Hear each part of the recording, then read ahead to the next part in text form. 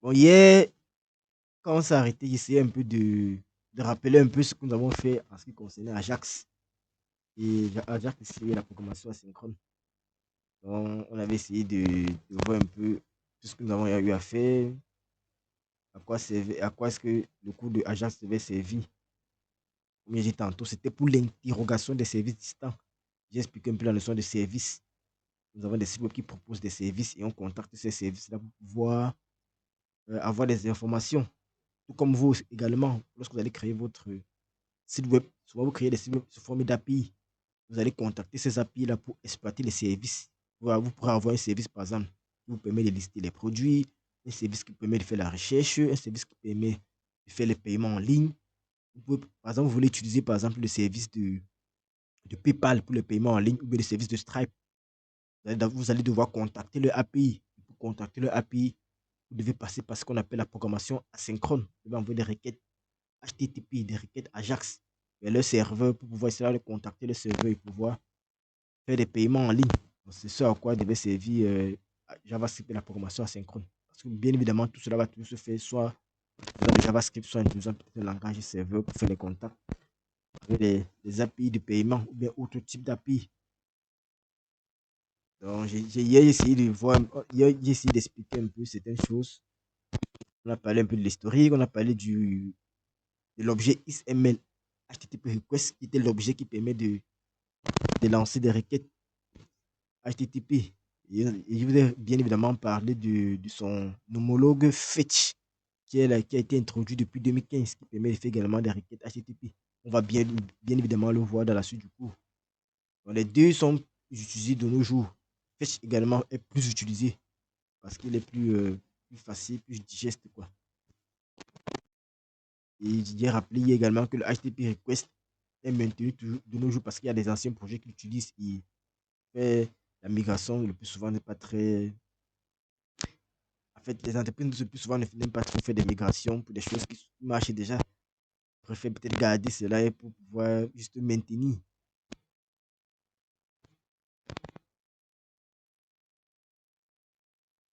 Bon, les deux, je ne peux pas dire que j'ai les deux. Parfois, il m'arrive d'utiliser HTTP request, mais quand ce sont des projets front, forcément, les projets des frameworks, en fait, forcément, c'est toujours Fetch. Fetch qui utilise. Bon, je pourrais dire que c'est Fetch qui utilise parce que HTTP request, ce sont sur des anciens projets.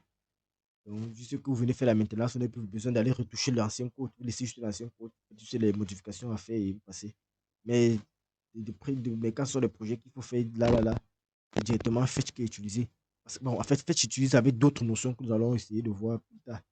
Donc, il y a également, j'ai précisé ce qui concernait en fait JSON et le XML. Tous deux étaient des formats de données. À la base, j'ai dit qu'à la base, lorsqu'on faisait des requêtes HTTP avec l'objet XML HTTP request, on avait comme réponse des données au format XML. Le format XML, c'est un format un peu comme un format de balisage, un peu comme comment je vais dire ça, un peu comme du HTML. Donc, par exemple, lorsque vous voulez, par exemple, lorsque vous récupérez, par exemple, les données d'un serveur, par exemple, je suppose que vous avez envoyé une requête XML HTTP request pour récupérer les données, par exemple, sur un produit. Lorsque le serveur va répondre, il va répondre sous forme d'objet XML. Et l'objet XML, c'est quoi? Par exemple, c'est la liste des produits que vous récupérez. Vous aurez là, par exemple, voilà comment vous allez formater, par exemple, en disant produit.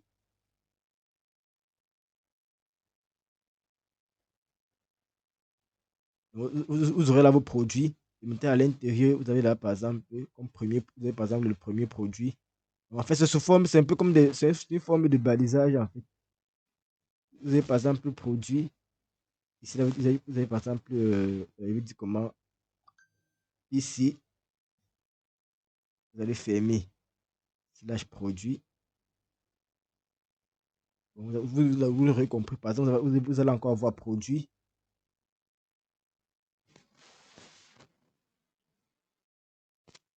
Vous allez mettre, par exemple, ça peut être peut-être un téléphone. Téléphone. Vous allez fermer produit. Donc, voilà le format, en fait. Comment est-ce que le XML s'écrit, en fait. Donc, ça voudrait dire quoi? Lorsque après, vous allez fermer, quand vous aurez terminé, vous allez fermer votre balise produit avec S. Donc, ça veut dire quoi? Vous avez récupéré une liste de produits. Et c'est comme ça, en fait, que XML permet de renvoyer les données. Vous avez la balise principale qui va contenir d'autres balises qui auront à chaque fois les données. C'est le format XML. Oh, avec le format JSON, qu'est-ce que vous avez? Vous vous rappelez très bien du format JSON. Les objets JSON, on ouvre les accolades, on ferme les accolades. À l'intérieur, on aura les produits, deux points, valeur. Enfin, on aura un couple clé, valeur, clé, valeur, clé, valeur. Et à l'intérieur, un objet peut être on pourra avoir les compositions d'objets en fait.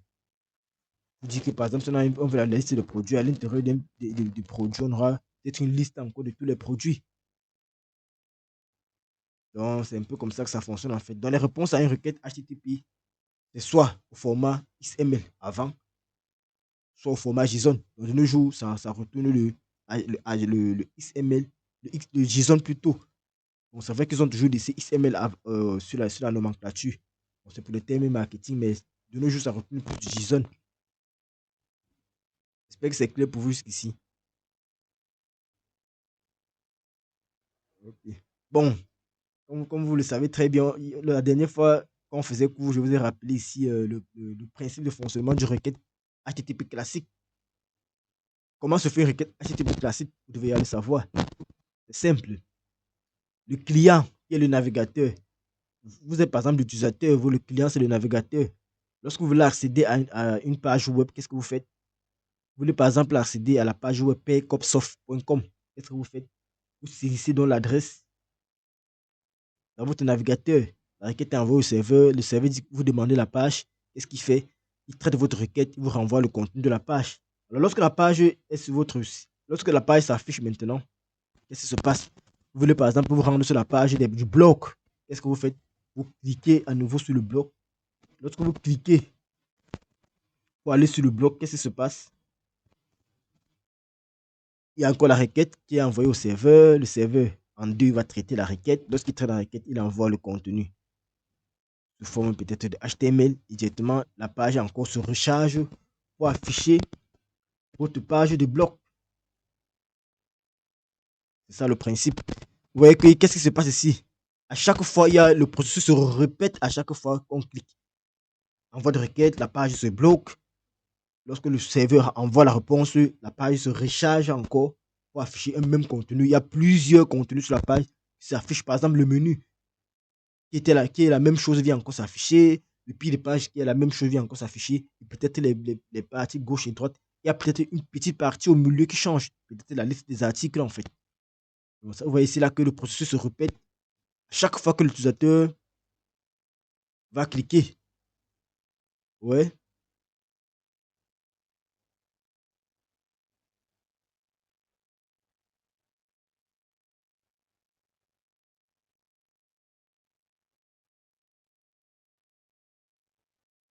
Bien sûr, vous êtes sur un serveur local. Votre ordinateur, c'est un serveur local. En fait, là, on parle déjà des serveurs lorsqu'on est en train de faire forcément, votre site web, ce serait un serveur, en fait. Lorsque vous travaillez, en fait, vous êtes sur un serveur local. Vous dites, non,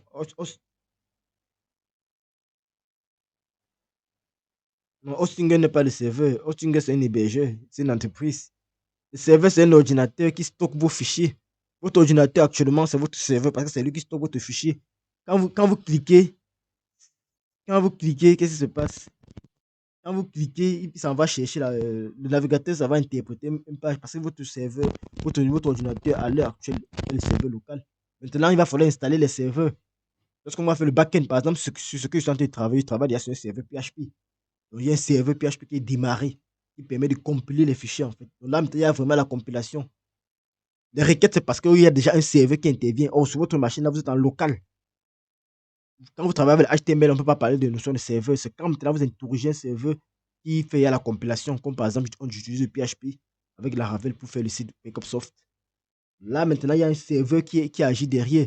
C'est lui qui se charge de récupérer les données, les compiler, les envoyer. Vous dites,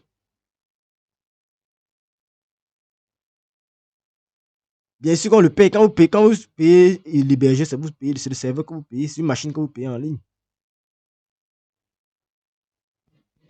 Quand vous partez sur un hébergeur comme Hostinger, quand vous allez sur un hébergeur comme Hostinger, c'est pour payer un serveur. L'espace qu'on vous a donné, quand vous avez fait le paiement, c'est le serveur qu'on vous a donné. On vous a donné un serveur, c'est-à-dire quoi? On vous a donné un ordinateur partagé sur lequel vous allez déposer vos fichiers qui vont servir les personnes qui vont cliquer dessus, en fait, qui vont accéder à votre site. C'est ça qu'ils vendent, en fait. Donc, ce serveur-là, vous louez, en fait, un serveur chez Hostinger. Vous louez un ordinateur, un emplacement sur le géant serveur partagé. Il y a plusieurs types de serveurs. Au fur et à mesure qu'on va avancer, vous allez voir. Lorsqu'on sera sur Java, vous allez voir qu'il y a d'autres types de serveurs maintenant. Là, ce qu'on est en train d'utiliser, c'est qu'on va utiliser un serveur partagé.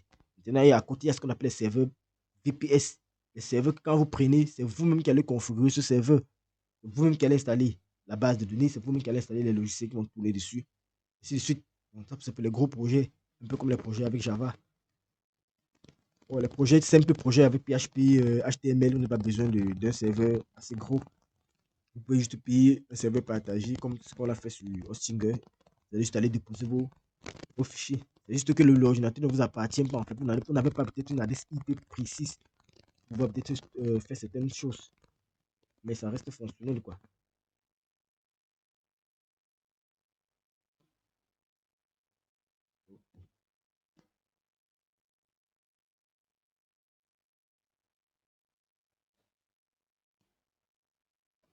D'accord. Donc, au niveau des problèmes qu'on a au niveau des requêtes classiques, c'est quoi? Comme j'ai dit tantôt, c'est que on a les éléments ici là similaires de page en page à chaque envoi de requête. C'est ce que j'ai dit. Donc, à chaque fois qu'on va cliquer peut-être sur accueil, vous allez voir tout le contenu de la page va encore venir se charger. On va cliquer sur bloc, tout le contenu de la page va encore venir se charger, presque tout le contenu. Donc l'entête qui est similaire entre toutes les pages. Vous voyez que l'entête est similaire dans la page de contact, l'entête est similaire dans la page du bloc, l'entête est similaire dans la page du contact. Vous voyez que lorsqu'on va faire la requête, à chaque fois, les éléments similaires vont être envoyés, vont être renvoyés. Et l'autre problème, c'est quoi? C'est que le processus, en fait, bloque la page. Donc, quand vous cliquez sur la page de bloc, vous ne pouvez plus rien faire. Vous êtes obligé d'attendre, en fait, que le serveur vous réponde en affichant la nouvelle page. Quand vous cliquez sur la page de contact, vous êtes obligé d'attendre que la page de contact puisse se recharger. Donc, le serveur doit répondre et recharger la page. Et votre page va se recharger autant pour moi. Et ce qui fait que la requête HTTP va être très longue, très lente en fait. Parce qu'à chaque fois, on va attendre une réponse. Alors, à côté de ça, maintenant, on aura maintenant les requêtes dites Ajax. Alors, comment on va donc fonctionner les requêtes Ajax? Vous voyez que lorsqu'on aura maintenant une requête Ajax, ce qui se passe, c'est quoi? On va avoir une requête en utilisant l'objet XML HTTP request ou bien en utilisant la méthode de fetch. Lorsqu'on envoie notre requête, qu'est-ce qui se passe? Le serveur va donc ici là aller traiter notre requête. Lorsqu'il va traiter notre requête, il va donc renvoyer une réponse au format JSON ou au format XML, selon notre convenance. Et qu'est-ce qu'on va donc faire? La seule chose qu'on aura à faire, c'est tout simplement d'aller modifier en fait la partie qu'on veut dans notre page. Est-ce que c'est clair pour vous ici?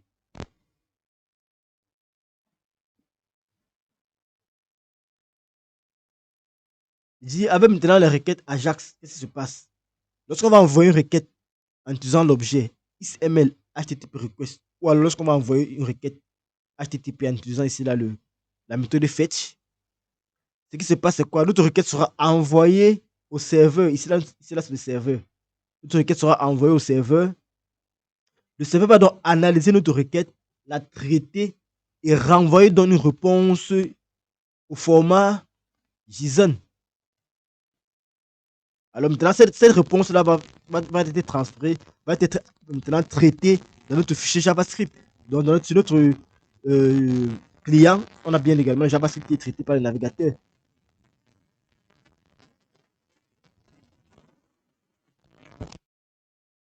Qu'est-ce que peut faire ça? Vous me dites si ça part. Mais qu'est-ce qui a bougé?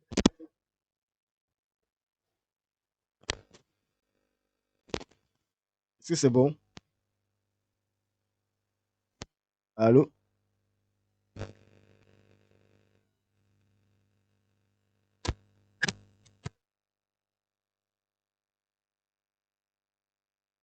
Ok. Donc, il était de disance quoi?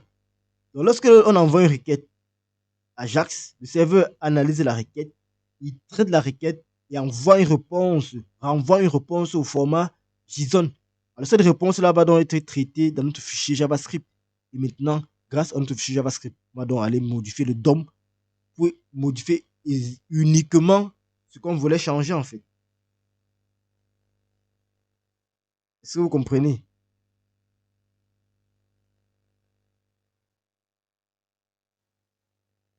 C'est ça l'avantage ici avec le requête Ajax. Et donc, comme avantage avec la requête Ajax, qu'est-ce qui se passe? On aura des réponses beaucoup plus légères. Alors pourquoi des réponses beaucoup plus légères? Vous l'aurez compris. On ne va plus renvoyer tout le contenu de la page, mais non, on envoie juste une réponse spécifique. L'utilisateur a demandé d'afficher la page, par exemple, de contact. Alors qu'est-ce qui change dans la page de contact? Uniquement le formulaire.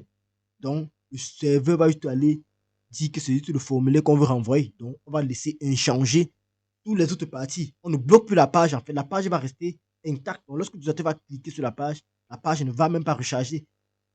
Le serveur va juste répondre avec le contenu du formulaire et avec le JavaScript, on va donc modifier le DOM pour juste afficher le formulaire dans sa partie. Donc, on va juste modifier la partie qui devait changer sur cette page lorsqu'on aura cliqué sur contact. Donc, c'est un peu ça qu'il faut retenir. Et vous l'aurez déjà compris que le processus ici là se fait en arrière-plan. Il n'y a pas de blocage de la page. C'est pour ça qu'on parle ici là de programmation asynchrone. Pas de blocage. Là. Ça se fait en arrière-plan. Pendant qu'on est en train de lancer la page de contact, on pourrait même être en train de rechercher quelque chose sur la même page en fait. Si un formulaire par exemple de recherche, on pourra saisir sur le formulaire de recherche et lancer même une recherche pendant que si la page était lourde, pendant qu'elle est en train de se recharger derrière. Ce qui rend ici là nos applications plus légères et plus réactives en fait. Donc c'est plus réactif. On n'a pas à attendre un contenu, soit toute la page soit chargée pour continuer à naviguer sur le site web. Pendant que c'est en train de charger, on peut être en train de lire peut-être quelque chose qu'on a oublié. Est-ce que c'est clair pour vous? Donc, ce qui est bien d'expliquer là, en fait, c'est pour vous montrer qu'on peut lancer plusieurs requêtes à chaque au même moment. Donc, comme il dit par exemple que bon, en même temps, on pouvait faire accéder à la page de contact. Pendant que la page de contact, le serveur est en train de traiter la page de contact, on pourrait être en train de faire la recherche peut-être d'un article. Au même moment, vous voyez que on a fait plusieurs requêtes Ajax au même moment. Donc, avec Ajax, on peut lancer plusieurs requêtes au même moment. C'est un peu comme si vous cliquez sur plusieurs boutons simultanément. Si ces boutons lancent des requêtes Ajax, alors toutes ces requêtes Ajax vont être exécutées. Vous aurez une réponse dans votre page en fait. Donc, ce qu'il faut retenir également lorsqu'on fait la programmation asynchrone, c'est que l'ordre des réponses est aléatoire.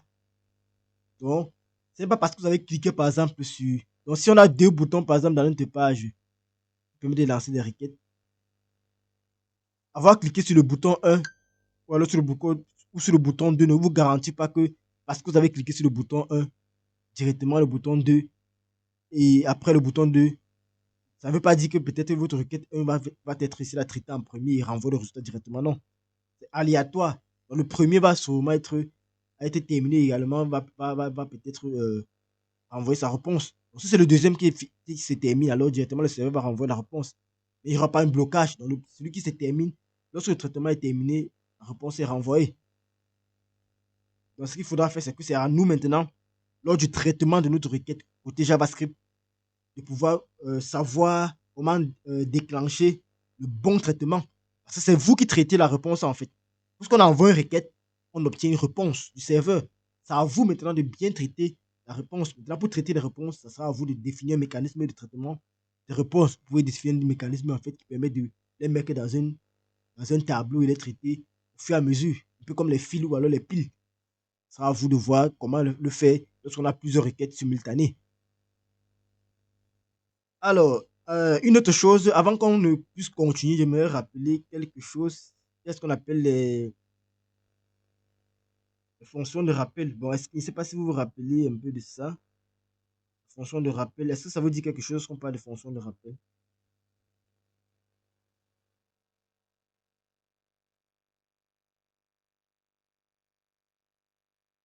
Lorsqu'on parle de fonction de rappel,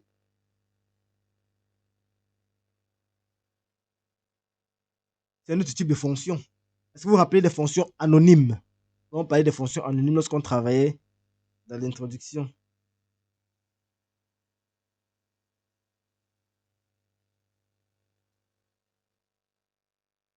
Donc, les fonctions de rappel, c'est un peu comme les fonctions anonymes. Donc, grâce aux fonctions de rappel, qu'est-ce qu'on va faire? On va pouvoir essayer là expliquer le traitement à déclencher côté JavaScript. Donc, par exemple, lorsqu'on envoie une requête Ajax, qu'est-ce qui se passe? Lorsque notre requête Ajax est envoyée, on attend bien évidemment une réponse du serveur. Et donc la réponse est envoyée et cette réponse est traitée côté JavaScript.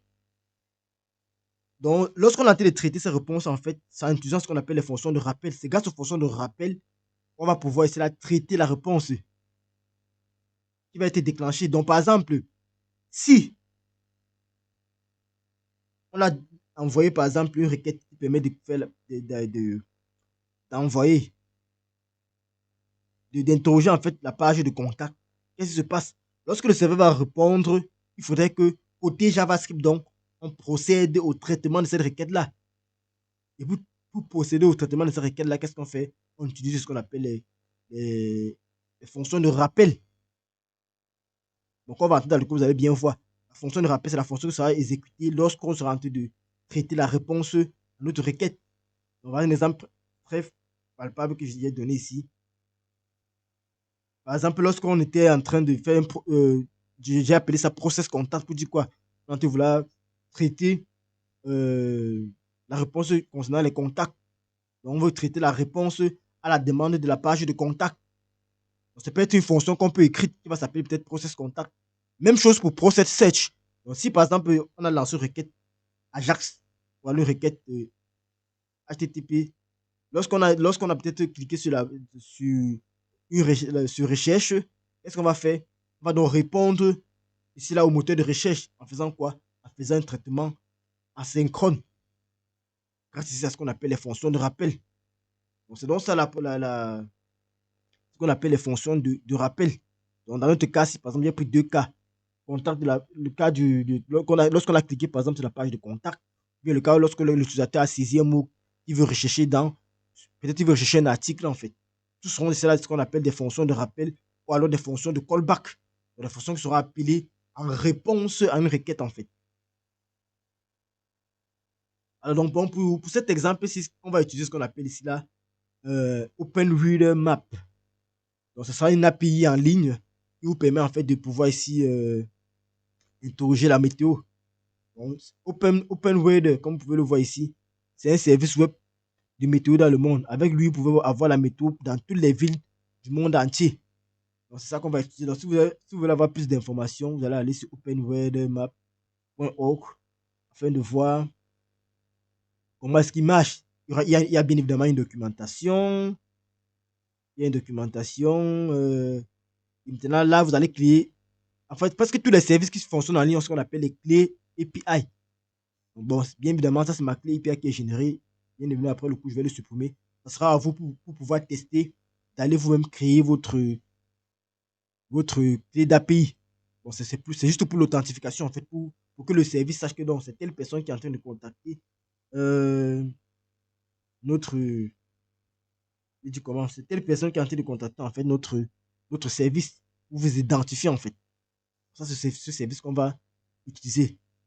Donc, bon, pour vous dites, non, tous les services en ligne ont ce qu'on appelle une clé d'API. Lorsque vous créez un service en ligne, pour pouvoir authentifier, donc pour pouvoir vérifier les personnes qui utilisent votre service, vous les générer ce qu'on appelle une clé d'API. Donc, lorsque je vais vouloir faire des requêtes sur ce service-ci, donc ce service-ci, en fait, c'est comme un site web qui a été créé et qui propose des services. L'un des services qui nous intéresse, c'est quoi? C'est le service de météo en ligne. Et donc, pour pouvoir accéder à ce service de météo, il faudrait qu'on soit authentifié sur leur site, en fait. Donc, on doit s'inscrire sur leur site et générer notre clé qui va nous permettre de pouvoir accéder au service qu'ils nous proposent. Ils nous proposent, par exemple, un service qui permet de regarder la météo dans le monde. Quel temps il fait, par exemple, à Paris, quel temps il fait à Douala, quel temps il fait à Marseille, tout ça. Et pour pouvoir le faire, il faudrait qu'on ait accès à leur service. Pour pouvoir accéder à leur service, ils nous obligent à pouvoir nous créer un compte et s'authentifier. Lorsqu'on s'authentifie, on crée ce qu'on appelle une clé d'API. Et maintenant, toutes les requêtes HTTP qu'on va faire sur le serveur, ils vont nous demander notre clé d'API. La clé qu'ils vont nous demander, c'est tout simplement pour vérifier si on fait partie, par exemple, de l'utilisateur pour pouvoir bénéficier de ce service-là, en fait. C'est clair pour vous.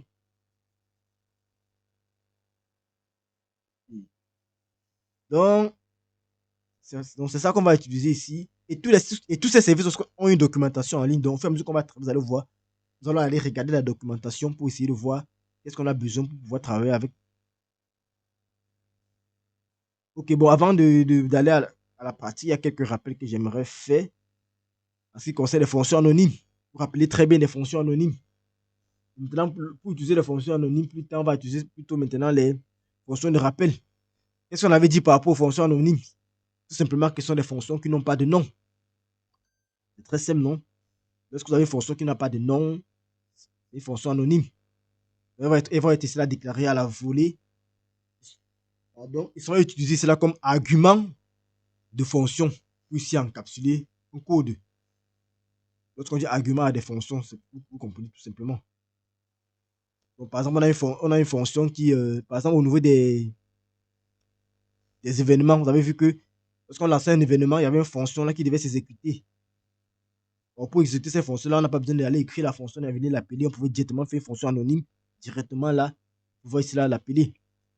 Et maintenant, ce que vous allez voir ici, c'est que une fonction anonyme, un exemple de fonction anonyme que nous déclarons et nous exécutons directement. Donc, regardez, par exemple, on a mis directement dans une variable. Vous voyez qu'on n'a pas besoin de définir le nom de la fonction. On fait directement function, comme on l'avait déjà fait. On retourne ce qu'on veut et point virgule. Maintenant, là, vous avez vu, on a mis le arrobase ouvert et fermé. Vous vous rappelez très bien cette nomenclature. Nous avons vu ici au niveau de lorsqu'on faisait les derniers types sur le JavaScript et les événements. Donc, c'est une fonction invocable directement lorsque c'est terminé, elle s'exécute. C'est ça qu'on appelle les fonctions invocables. Maintenant, directement, après, on peut faire un console log. Si on veut exactement avoir le résultat, on peut faire un console.log pour voir ce qu'il y a à l'intérieur. C'est simple. Autre chose, il y a ce qu'on appelle les fonctions fléchées. Donc, les fonctions fléchées, en fait, c'est une nouvelle syntaxe qui a été introduite ici avec le JavaScript et MarkScript 6 des années 2015. Donc, elle est très utile pour les fonctions qui sont très courtes. Donc, si vous avez une fonction qui est très courte, vous n'avez pas besoin de déclarer fonction, nom de la fonction, retourner ceci, non. Ce que vous faites, c'est que vous utilisez directement les fonctions fléchées, ou alors on appelle encore les fonctions, les arrow functions. Donc, qu'est-ce que vous faites? Vous ouvrez tout simplement les accolades, vous définissez les paramètres. Si vous avez des paramètres, vous mettez le égal, le chevron fermant, vous exécutez ce que vous voulez. Donc, on va par exemple une fonction qui permet de faire quoi? L'addition de deux nombres. Au lieu de mettre function, addition, variable A, variable B, ouvrez les accolades, déclarer une variable qui va contenir les deux et retourner les deux. Qu'est-ce que vous faites? Vous faites tout simplement, vous déclarez tout simplement votre constante. Constante A reçoit quoi? Prenez vos arguments, vos paramètres A et B, utilisez la syntaxe égale supérieure, vous tournez quoi? A plus B. Ça, c'est ce qu'on appelle les fonctions fléchées, fonctions courtes. Lorsque vous voulez l'appeler, puisque vous avez enregistré cela dans une constante, vous pouvez donc faire A 3, 5, ça vous affiche votre résultat sans problème. Donc, c'est le même principe que les autres fonctions. C'est juste ici là que ce sont les fonctions qui vont être utilisées pour les fonctions très courtes. Donc, du coup, quand nous allons faire par exemple ici là des requêtes, pour pouvoir faire une fonction de rappel, le plus souvent on va utiliser ici là les fonctions fléchées parce qu'elles seront un peu courtes. Ça va nous éviter d'aller créer une fonction tout entière qui va permettre de faire tout simplement un certain nombre de choses. Autre chose en JavaScript qu'on n'a pas fait pendant le cours, donc ça sont les nouveautés en fait. JavaScript, c'est ce qu'on appelle les template literals. Dans JavaScript, il y a ce qu'on appelle les template literals qui vont nous permettre tout simplement de. Ah, apparemment, je n'ai pas mis le code ici. Oh là là. Bon, ce qu'on va faire, ce sera simple.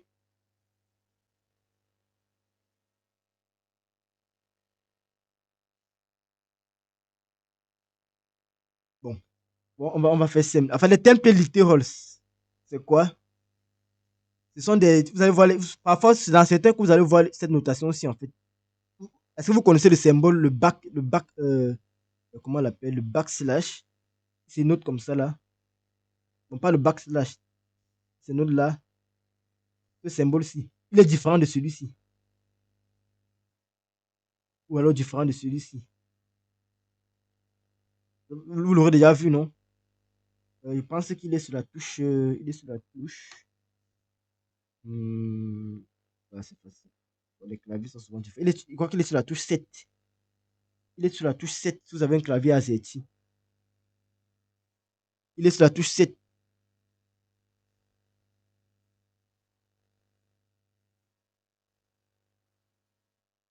Ah oui. Donc, avec lui, en fait, c'est ce qu'on appelle les templates littéraires. Il nous permet de définir des chaînes de caractères, bien évidemment, toujours comme avec les doubles codes ou alors les simples codes. Il va nous permettre de définir les chaînes de caractères. Mais maintenant, l'avantage avec lui, c'est quoi? C'est que avec lui, on va pouvoir faire ce qu'on appelle l'interpolation. Bon, j'ai oublié de remplacer. Normalement, il devait mettre le code ici là.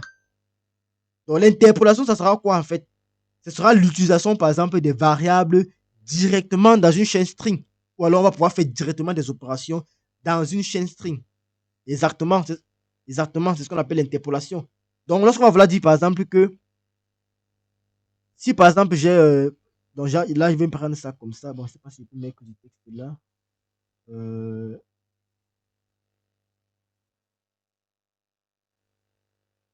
bon, il n'y a pas la possibilité. Bon, supposons que je vais mettre là comme ça. Je suis. Donc, bon, disons que j'ai dollar. Ça veut le dollar, on va devoir faire l'interpolation. J'ai donc il y a dollar. Donc si j'ai par exemple j'ai une variable let h égale par exemple 15. Donc je pourrais directement utiliser les templates literals et les interpolations pour pouvoir afficher directement mon âge dans une même phrase sans faire de concaténation. Donc qu'est-ce que je fais? J'utilise mon back, voilà, on appelle ça le backtick. J'utilise aussi message, j'ai dollar, j'ouvre les accolades, j'utilise ma variable âge et dollar 1. Bon, vous allez excuser l'écriture. Je referme mon symbole, mon backstick. Et maintenant, à l'intérieur, je peux également faire quoi? Je peux également ajouter, faire une opération. Ça peut être j'ai dollar 1 plus 1 an plus 1 dans peut-être un an. J'aurai par exemple 15 ans plus 1 an, donc j'aurai 16 ans dans peut-être 5 ans. Ça voudrait dire quoi? Donc ici, là, je pourrais exécuter des instructions JavaScript ou alors afficher le contenu d'une variable qui a déjà été déclarée. Donc qu'est-ce qu'il doit faire? Il doit toujours précéder de ça donc par ce qu'on appelle un dollar. Je dois d'abord mettre un dollar, ouvrir mes accolades, mettre le nom de la variable et fermer. Après, je me rassure bien que j'ai utilisé mes symboles pour pouvoir définir ma chaîne de caractères. C'est cette notion également que j'aimerais préciser. On les appelle les templates littérales. Ou alors, et l'interpolation. Donc, l'opération, ce que nous avons fait, en fait, c'est l'interpolation. En utilisant cela, les templates littérales. Est-ce que c'est clair pour vous jusqu'ici? Ok. Donc, plus tard, il y a également la notion de promesse que nous allons voir pour pouvoir utiliser cela, les fetch. Donc, ça, ce sera pour une autre fois. Donc, ce que nous allons faire maintenant, c'est tout simplement d'essayer de voir, d'exécuter notre fichier de faire un petit test avec notre application que vous ai montré tout à l'heure. Avec cela, Open. On va aller tout simplement sur Open Weather. Je vais vous présenter un peu comment ça fonctionne. Donc là, nous sommes sur Open Weather Map. C'est le site web qui permet de faire des météos. Plus tard, nous allons faire un autre exemple avec un site web qui permet de voir des films. Donc, on va récupérer par exemple la liste des films, les afficher dans une page, faire des opérations, faire des recherches, ainsi de faire beaucoup d'autres choses. Donc, ici là, nous allons nous concentrer uniquement pour l'affichage. Dans le prochain, nous allons nous concentrer sur l'affichage, la suppression et la modification pour une API de films en fait. On va récupérer les films, pouvoir rechercher un film directement sur notre page, et ainsi de suite. Donc, dans notre cas, voici dans l'API en question. C'est OpenReader qui vous permet d'avoir la météo dans plusieurs pays. Vous pouvez savoir quelle est la température, peut-être à Paris, comme je dit tantôt, et ainsi de suite. Donc, pour le faire, vous avez besoin de vous connecter. Et lorsque vous vous connectez au site, vous allez voir, par exemple, ici, là, je suis connecté. Lorsque je me connecte, qu'est-ce que je fais?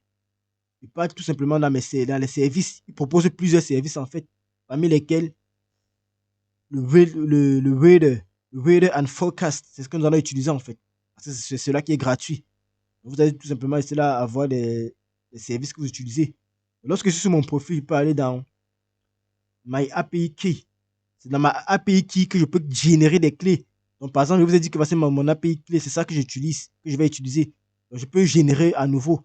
Par exemple, après ce coup, par exemple, pour éviter que les gens peut-être qui ont vu peut-être la vidéo puissent accéder à cela, qu'est-ce que je fais? Je vais générer juste ma clé. Donc, vous, quand vous allez vous inscrire, vous allez sur vos services, vous allez ajouter un service. Vous allez tout simplement générer votre clé et vous allez pouvoir l'utiliser comme j'ai utilisé dans le TP que nous allons voir. Donc, c'est assez simple. Donc, qu'est-ce que nous allons faire? Ce que nous allons faire, c'est quoi? On va créer une page HTML dans laquelle on va récupérer une ville. Lorsqu'on va récupérer la ville, qu'est-ce qu'on va faire? On va lancer une requête vers ce service-ci, vers ce serveur, pour pouvoir accéder ici à la température dans cette ville. On va afficher la température à cette ville. On va dire est-ce qu'il fait beau temps en fonction de la température en question et on va afficher une icône et autres.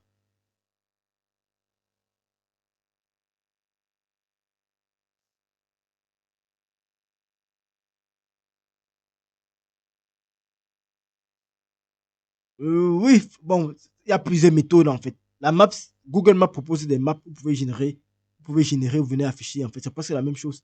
Il y a plusieurs méthodes pour générer la map. La map, souvent, il y a des services qui permettent de vous localiser et afficher directement. Là-bas, c'est différent.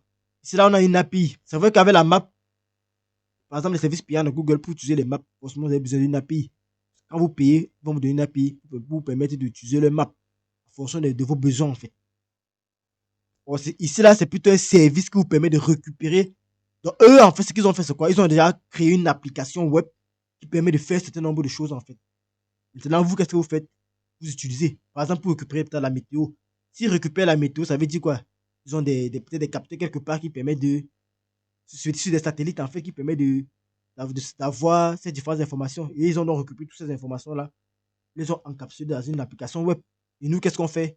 On part tout simplement les récupérer. Est-ce que c'est clair pour vous? Lorsque vous êtes sur une API comme celle-ci, en fait, ce que vous faites le plus souvent, c'est que vous allez toujours aller dans le guide, donc dans la documentation pour voir un peu comment ça fonctionne. Et forcément, dans la documentation, vous allez voir ce que vous avez besoin. Donc là, par exemple, ils ont plusieurs services. Voilà ce que je peux aller. Par exemple, il y a le Current Reader and Forecast que vous allez utiliser. Qui vous permet de vous montrer un peu les différents, euh, en fait, températures en fait, dans le monde. Il y a plusieurs services. Ils ont plusieurs services qui sont payants.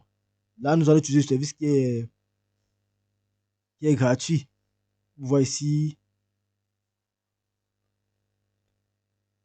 appliquer notre Ajax. Donc, qu'est-ce qu'on va faire donc? Je vais tout simplement créer, premièrement, une page web. Ça sera simple, il y a juste un formulaire, une partie où on va afficher par exemple les informations qu'on aura récupérées vers le serveur. Et lorsque vous allez même ici là, en fait, qu'est-ce que vous pouvez faire? Vous allez, comme j'ai dit tantôt, vous allez tout simplement cliquer sur ce que vous voulez et directement, on vous donne la documentation. Donc, ce que vous pouvez faire pour voir ici là, avoir accès. Donc, par exemple, il y a cliqué sur Current Reader Data. Donc, lorsque vous allez lancer une requête, ils vont vous fournir des données. Là, par exemple, il y a la documentation, ils vous montrent comment est-ce que vous pouvez faire des requêtes. Premièrement, ce que vous remarquez, c'est quoi? C'est qu'ils vous donnent l'API call. Donc, comment est-ce que vous allez appeler le service? Donc, ce que vous allez comprendre, c'est que chaque service que vous allez créer sera stocké ou alors sera sur une URL. Pour pouvoir accéder à votre service, vous allez définir cela sur une URL et vous allez l'appeler après. Donc, il nous dit tout simplement quoi? Lorsqu'on va vouloir faire appel, qu'est-ce qu'on va faire? On va appeler d'abord le nom de leur API. C'est quoi? C'est api.openwordmap.org slash data slash 2.5 pour définir la version. La version. Le service, c'est quoi qu'on veut? C'est Reader. Maintenant, lorsqu'on a défini le service, on veut le service de Reader, qui est quoi? La température ou la météo. On va donc définir maintenant ce qu'on appelle des paramètres. Donc, vous voyez que eux, ils ont dit quoi? Pour pouvoir accéder à ça, on a besoin de certains paramètres. Et maintenant, il y a une liste de paramètres qui peut vous permettre de définir. Donc, en fonction de votre paramètre, vous pouvez donc ici faire ce que vous voulez. Il y en a plusieurs. Et lorsque vous voyez qu'ils vous définissent, ils disent que vous pouvez définir la latitude, vous pouvez définir la longitude, vous pouvez définir l'API ID, votre API key, donc c'est obligatoire ici là. Voilà les éléments qui sont obligatoires lorsque vous allez lancer une requête. Maintenant, la langue est optionnelle, l'unité de mesure est optionnelle. Et maintenant, ils vous disent quoi? Ils vous disent que lorsque vous allez lancer votre requête, comme celle-ci, en fait, vous aurez en fait une API response. Vous aurez une réponse. C'est cette réponse-ci, en fait, que nous allons traiter côté JavaScript. Une réponse sera au format, la réponse qu'ils vont nous envoyer sera au format JSON. C'est ça ici, par exemple, ils vous disent que vous aurez une réponse au format JSON. Il y aura, par exemple, les coordonnées, la longitude, une icône, vous définissez la température, par exemple, il y aura la température minimale, la température maximale, la visibilité, un tas de choses que vous pourrez utiliser selon votre projet, en fait. Donc, ce n'est qu'un exemple parmi tant d'autres, en fait, que vous pouvez utiliser. Donc, moi, j'ai pris quelques éléments que nous allons utiliser dans l'application, que nous allons essayer de concevoir. Donc, ce qu'on va faire, c'est que j'ai préparé un dossier, juste avec une image.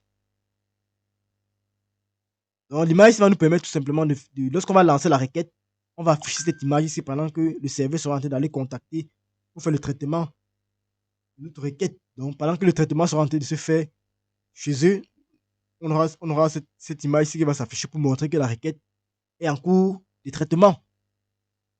Est-ce que c'est clair pour vous? Est-ce que ce type vous intéresse? Oui. Bon, ça, c'est très simple. Ce qu'on va faire, c'est quoi? On va créer notre fichier d'abord HTML. Donc, on va créer là un fichier HTML qui va contenir le code. Ce sera une simple page. Hein. On ne va pas trop mettre long dessus. On ne va pas trop s'attarder sur le design. On aura la index.html. On aura un fichier.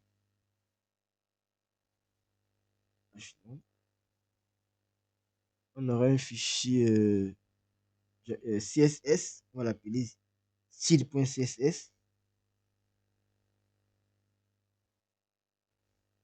Et enfin, on aura un fichier JavaScript qui va nous permettre de faire le traitement. Je crée tous mes fichiers au départ. Donc, on va l'appeler par exemple weather pour dire que température. On va dire weather.js. Nos trois fichiers sont prêts. On commence par le fichier JavaScript. HTML autant pour moi. On va juste appeler directement ce fichier là. On va l'appeler quoi?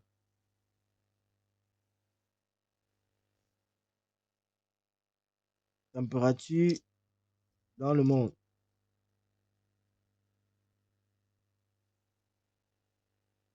Ok. Première chose, on va d'abord lier nos différents fichiers. Après le title, bien sûr. Qu'est-ce que vous faites? Link. Le premier, c'est le CSS. Ça s'appelle style.css. Bon, on peut même directement lier le.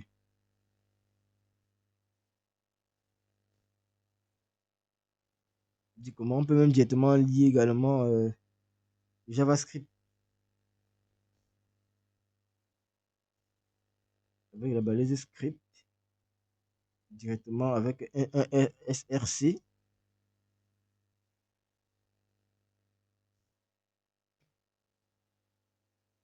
On va l'appeler On avait dit c'était Wheeler. Normalement, il est censé trouver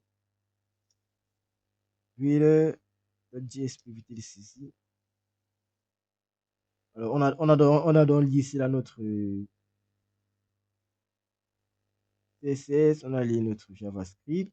Mais le plus souvent, il vous conseille de créer des dossiers hein, pour chacun.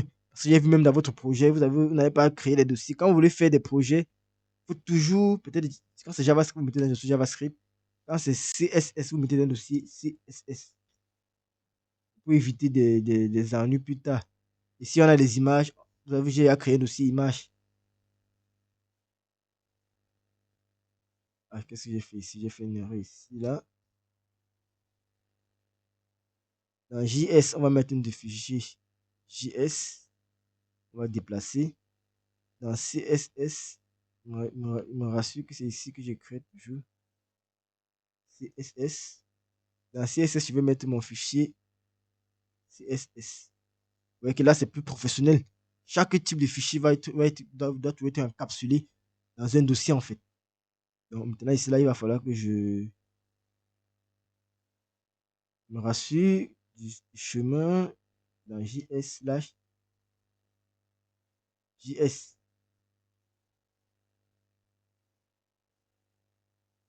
Jusqu'à ce point, jusqu'à ce niveau, j'espère que c'est bon pour vous.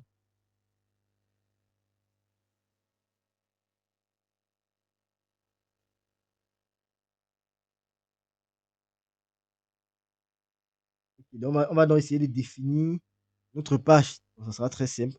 Lorsqu'on vient ici là sur Body, bon, on n'a pas grand chose. On va juste définir une section dans laquelle on va juste afficher un formulaire. Bon, on peut lui dire, on peut on peut directement donner un identifiant pour dire que c'est le contenu. Section, JS, content, dit contenu. À l'intérieur de notre div, qu'est-ce qu'on aura? Premièrement, on aura notre formulaire avec tout simplement un titre pour dire par exemple entrer la ville. Et ensuite, on aura un bouton qui va permettre d'envoyer le formulaire. Et après, maintenant, on aura juste une div qui va me permettre d'afficher la réponse qu'on aura reçue. Une fois qu'on aura traité cela avec du JavaScript. Donc, ce qu'on fait, c'est qu'on va donc définir la première div d'abord pour le formulaire. Et ensuite, on va définir la div pour la réponse. Donc, on va faire div, JS, formulaire. Après, on aura notre div pour la réponse. Donc, où est-ce qu'on va afficher la réponse? En fait, div, on nomme directement div JS response. Bon, j'aime l'anglais. Response. Voilà nos deux diffs. Donc, dans ces diffs, on aura l'affichage en fait des informations qui seront traitées par JavaScript une fois qu'on aura envoyé la requête vers le navigateur. Vous voyez que directement, lorsqu'on va envoyer la requête, on aura directement un affichage ici en bas sans devoir recharger la page en fait. C'est ça dans la synchronicité qu'on va faire. On ne va pas recharger la page pour avoir accès aux informations ou bien pour afficher des informations. Donc ici là, qu'est-ce qu'on aura? Donc pour pouvoir bien définir cela, il va mettre ça dans une div. Le formulaire dans une div pour que ça ne le dérange pas. On va utiliser bien évidemment les classes. Avec cela, on utilise plus les classes. Donc on va faire une div. Div. Dit que c'est un champ du formulaire. On va div.form fil du champ du formulaire. À l'intérieur, on aura tout simplement quoi? Un label pour informer du champ qu'on veut remplir et un petit texte. Donc, en fait, on aura tout simplement label. Bon, si vous voulez préciser le label, on va pas. Il a dit tantôt qu'on devait prendre quoi comme label? Ça, la ville. On va juste prendre la ville qu'on veut avoir, la température dans cette ville-là. Est-ce que c'est la ville de Douala? Est-ce que c'est la ville de Paris? Est-ce que c'est la ville de Marseille? On va prendre juste la ville en question. On va dire simplement votre ville. On va dire entrez votre ville.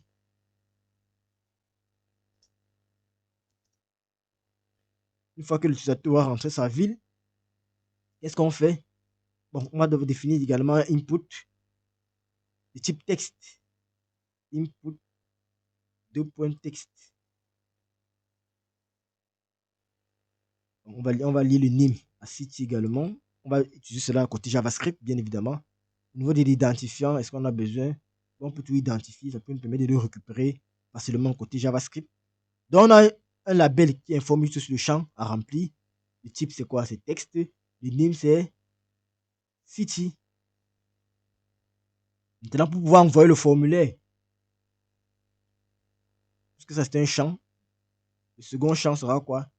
Ce sera tout simplement un input ou alors un bouton. Alors, j'ai remarqué, c'est là que vous confondez les liens et les boutons dans le HTML du code source de Microsoft. Bon, on va revenir dessus. C'est au lieu d'utiliser les liens, parfois, vous avez utilisé les boutons. Pourtant, les boutons ne sont pas cliquables. Au moins, si vous traitez le traitement du clic, je parle surtout au niveau des blocs. Du bloc. Vous allez me lister les différents articles du bloc, les différentes catégories, mais vous les avez mis en bouton. Je ne vois pas l'utilité. Ce sont des liens. Parce que normalement, si c'est un système de blocs, quand on clique sur un bouton, sur une catégorie, on est censé être rédigé quelque part, en fait. Ça devait être plutôt des liens, pas des boutons. Bon, il y a plusieurs endroits où vous avez fait cette confusion-là. Je ne sais pas si c'était intentionnel ou bien si vous ne rappelez pas en fait du fonctionnement. Donc, on aura là un bouton de type, bien évidemment, Submit.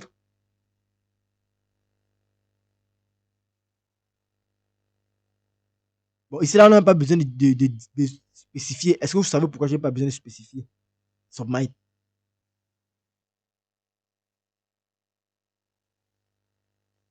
Non, non, non. Un bouton de soumet. Oh, vous savez que vous avez oublié. Hein. Est-ce qu'un bouton soumet? On a plusieurs types de boutons. On a un bouton de reset. Est-ce qu'on fait un reset, c'est un Submit? On a les boutons de réinitialisation. Nous avons les boutons simples. Pour faire, pour... Ça dépend de ce que vous avez fait de la page. Ce n'est pas tout pour soumettre, non. C'est quand tu utilises Submit. C'est quand vous utilisez en fait Submit, vous voulez soumettre un formulaire. Là, on va utiliser tout simplement un bouton parce qu'on ne veut pas soumettre le formulaire. On va faire des requêtes asynchrones en arrière-plan. Quand vous mettez Submit, ça veut dire qu'il va lancer un appel vers le serveur. Voilà, ici, là, nous n'avons pas défini un formulaire qui va être soumis, non. Nous avons juste défini des champs. On va récupérer les données de ces champs-là et lancer notre requête. C'est simple. Est-ce que vous voyez la nuance? Donc, on va l'identifier pour pouvoir le récupérer côté JavaScript. On va l'appeler ici, là, ID. On va lui donner un identifiant. On va l'appeler BTN. Bon, le plus souvent, tu vois les BTN pour la nomenclature des boutons. Donc, par exemple, BTN send. Du coup, le bouton d'envoi. On va l'appeler envoyer.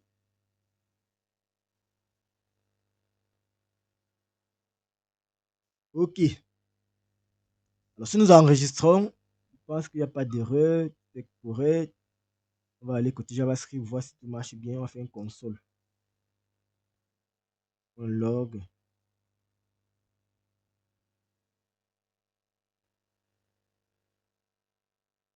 Chargement.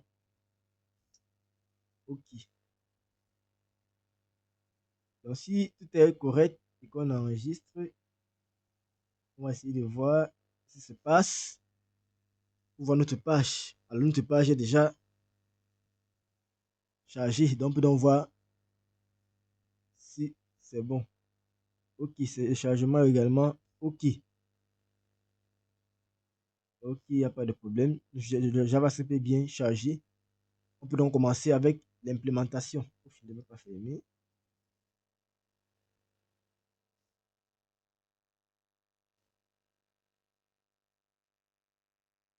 Donc, on va travailler au fur et à mesure. Bon, ils sont un peu d'embellis pour ne pas travailler sur un fichier qui est assez désagréable à l'œil.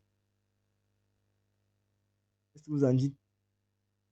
On peut essayer d'embellir un peu pour essayer d'avoir quelque chose d'assez joli à l'œil. D'accord, pas de souci. D'accord.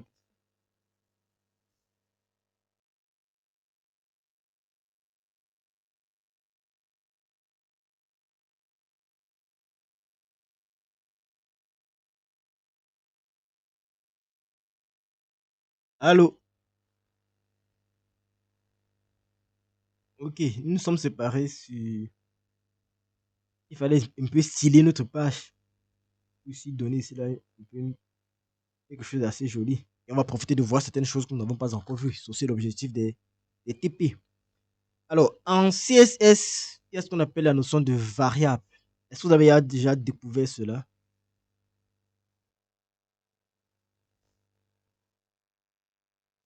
Ouais.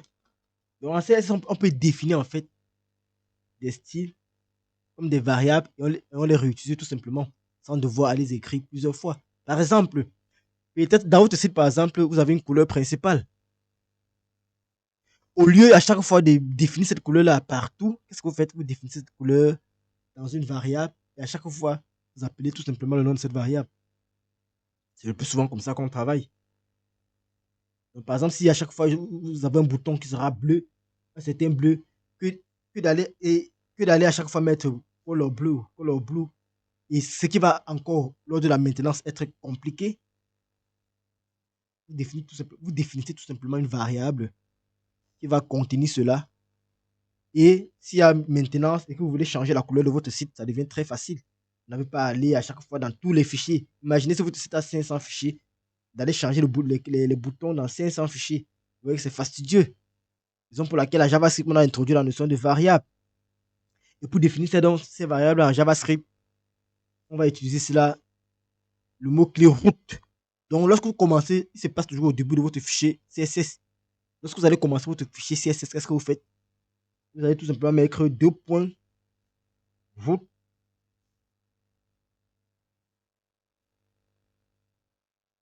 Une fois que vous avez mis route, vous ouvrez vos accolades.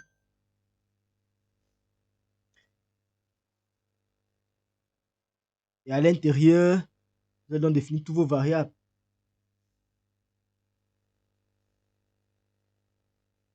Donc, lorsqu'on dit route, en fait, en fait, comme vous pouvez le lire, c'est là, en fait, c'est tout simple. Où est-ce que je suis? OK. Lorsque j'ai mis, par exemple, deux points route, vous avez essayé de lire ah, ce qu'on a dit là en anglais. On va dire c'est là que root represent an element that is the root of the document. In HTML5, this is always the HTML element. Donc, on vous dit qu'en HTML5, c'est presque un élément. Donc, lui, c'est la représentant, en fait, la racine de votre document. Donc, vous êtes en train de dire ça qu'à la racine de votre document, c'est ce que vous aurez. Premièrement, on va pouvoir définir un certain nombre de choses pour tout le document, en fait, pour la racine du document. C'est donc ici là qu'on va donc essayer à chaque fois définir les différentes variables. Je peux par exemple vouloir définir à la racine de mon document ou dire que à la racine, qu'est-ce que j'aurais. Par exemple, je peux décider de changer le box sizing. Vous savez, est-ce que vous connaissez encore l'utilité de la propriété box sizing? Ok. Par exemple, vous voulez par exemple que le box sizing soit uniforme pour tous les enfants. Puisque le root c'est la racine, vous pouvez directement définir ici là donc la propriété, la valeur que vous voulez. Pour ne pas aller à chaque fois définir la valeur pour chaque élément. Vous pouvez donc définir directement cela ici. Et à chaque fois, vous faites hériter chaque enfant de cette propriété-là. Parce que par défaut, qu'est-ce qu'il fait? Vous pouvez décider que soit il hérite, soit vous redéfinissez sa valeur, le contenu de sa valeur. Donc ici, par exemple, je peux dire, par exemple, que le box sizing de ma racine sera quoi? Sera tout simplement, par exemple, un border box qui est par défaut. C'est pour histoire de tester. Maintenant, je vais donc définir mes différentes variables. Et pour les définir, on va utiliser parce que la notation qu'on utilise, on va toujours mettre, on va toujours mettre là, tiret, tiret.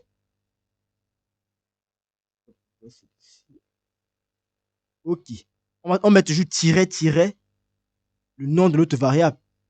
Donc, peut-être dans mon document, il peut avoir une couleur, par exemple, qui sera noire, il peut avoir une couleur qui sera orange, il peut avoir une couleur qui sera peut-être gris, il peut avoir une couleur qui sera peut-être un light gray, il peut avoir une couleur blanche. Moi, ce que je fais, c'est que je définis directement cela dans des variables pour ne pas à chaque fois traîner le nom des couleurs ou alors traîner les codes des couleurs. Le plus souvent, on va le faire lorsqu'on a des codes de couleurs, en fait. Ça évite à chaque fois d'aller chercher ces codes de couleurs pour les modifier. Donc, ce que je fais, c'est que je définis tout simplement. Je sais, par exemple, que dans ma page, qu'est-ce que j'aurai? J'aurai des éléments qui seront peut-être en bleu, peut-être un bleu, par exemple, noirâtre. Qu'est-ce que je fais? Je dis, par exemple, un dark. Je vais déclarer ma variable dark, par exemple, blue. Je donne sa valeur. Donc, clé valeur. C'est la clé. Dorénavant, je vais l'appeler comme ceci. Et sa valeur sera quoi? Je dis par exemple Donc, j'ai le code de couleur. Ça sera tout simplement dièse 01 36.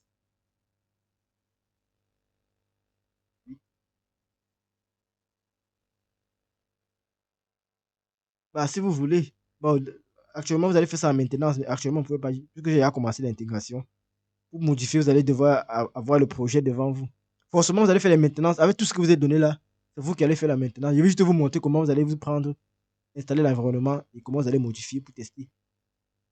Et pour pouvoir le tester maintenant, il va falloir que vous maîtrisez Yagido parce qu'on n'allez plus travailler directement sur le projet. Vous allez travailler sur une branche de projet. Après vérification, on va fusionner avec la branche qui sera en ligne pour, pour faire les mises à jour. C'est comme ça qu'on travaille en fait. Il va falloir comprendre le processus de GitHub avec les branches.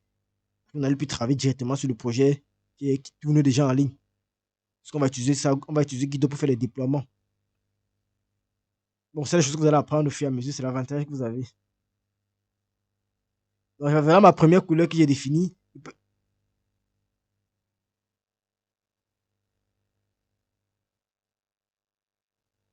Ouais.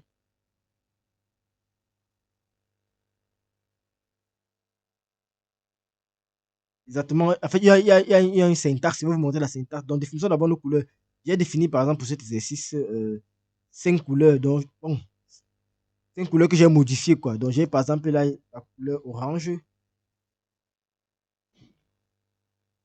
Il y a la couleur orange. Je donne sa valeur. Il y aura une couleur. Bon, je vais dupliquer.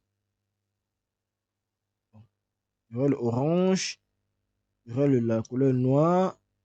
Il y aura la couleur un dark gray. Il y aura la couleur blanche. Ah, j'ai oublié une couleur. Ensuite, j'aurai la couleur ici, là, un light. Un gris light.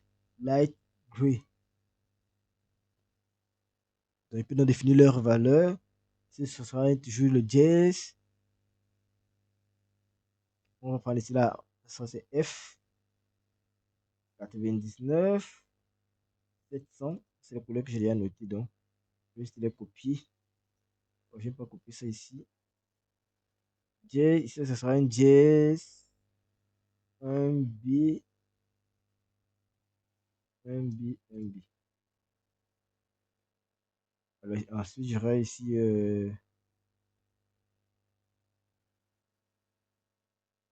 717, 111. Alors, les autres, ils ne me marquent pas les couleurs, c'est pas correct. Si là, est-ce que c'est correct? Un, deux.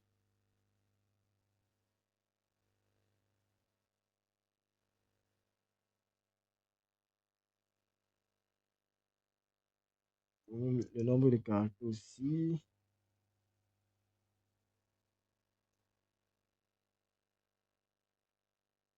Ok.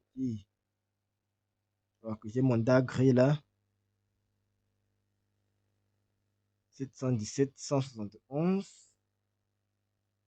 J'ai ma couleur blanche qu'on connaît déjà. Le FFF. Et ensuite, j'ai mon light gris. Il y a un gris un peu blanchâtre. Qui est UDU. UD.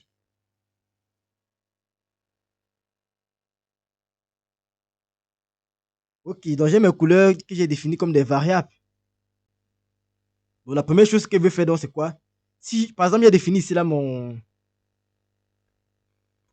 pour le root, donc pour la racine de mon document, il y a défini ici là le box sizing à border box. Maintenant, qu'est-ce que je veux? Je veux que toutes les propriétés héritent de ceci. Qu'est-ce que je fais? Tout c'est très simple. Il y a la propriété inhérite. Vous vous rappelez de la propriété inhérite? Lorsqu'on veut faire hériter un style à quelqu'un, on utilise toutes ces propriétés-là. Donc, je sélectionne toutes mes balises en fait. Étoile. Si vous voulez sélectionner toutes vos balises, vous faites étoile. Vous faites aussi un étoile avec les pseudo éléments et les pseudo classes. Il fait étoile peut-être afta, pseudo élément afta. Il fait également pseudo élément Deux points before. J'hérite donc ici là de mon content. Ah, il y a un problème ici. Je dis étoile, étoile. Before, étoile. Ok, c'est bon, il n'y a pas de problème. Donc, j'ai défini, j'ai fait hériter mon border box. Ah, mon border size, autant pour moi. Border sizing.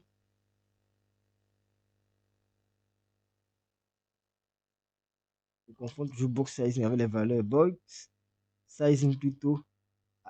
Inherit. Donc, je fais hériter. Donc, tous mes éléments vont hériter dans de box sizing. Et il sera de quoi? Il sera dans de border box. Puisque ça, j'avais défini à la, comme route.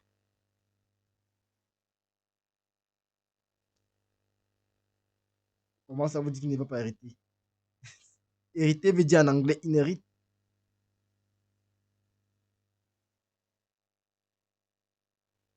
Qui a dit ça? Je vous dis que c'est hérité. Inherit, c'est pas inhérité. C'est l'anglais, non le français. Même en français, ça se dit pas. Ça, c'est un mot anglais. Inherit, ça veut dire l'héritage en anglais. Inheritance, quand on veut dire héritage en anglais, inheritance. Ça commence par IN.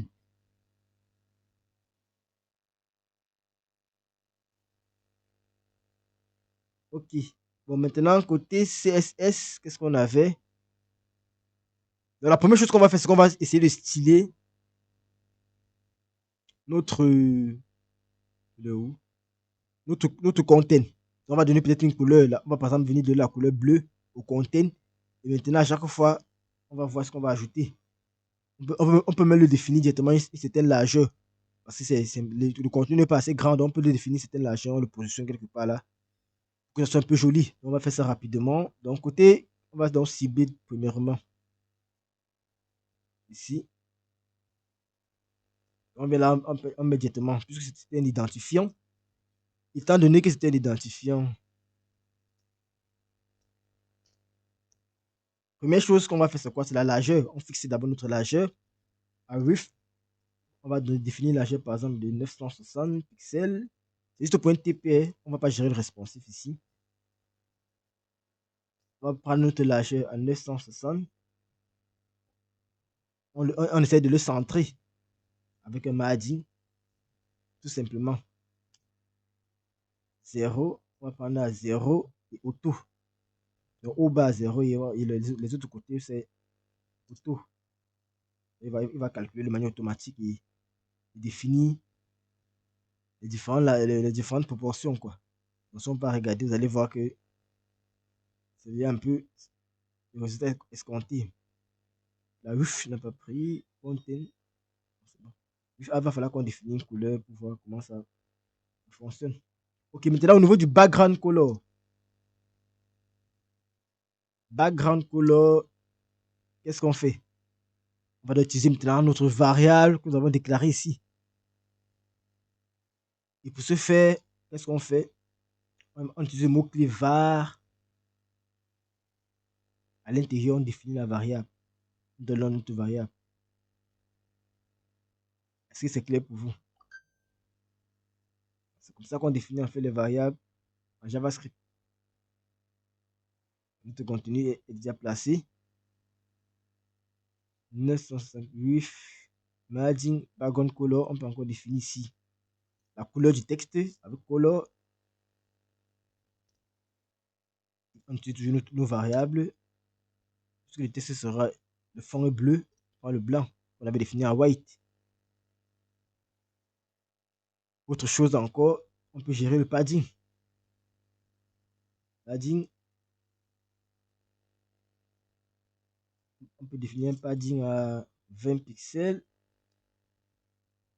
Ok, on a un peu quelque chose d'assez correct. Maintenant, au niveau de notre formulaire, on peut également gérer les formulaires. On l'avait nommé ici. La div qui a les formulaires, en fait. On avait le même form field. On va essayer de styler un peu cela.